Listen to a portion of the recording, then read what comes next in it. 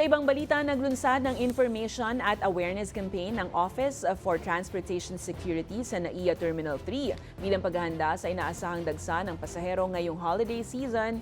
May mga information display na ipinakita ang OTS para ipaalam sa mga pasahero ang mga bagay na pinapayagan, maging ang restricted o mahigpit na ipinagbabawal sa baggage.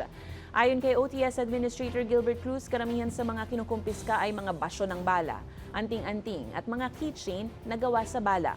Ipinakilala rin ng naturang opisina ang kanilang mascot na si Mang Nardo.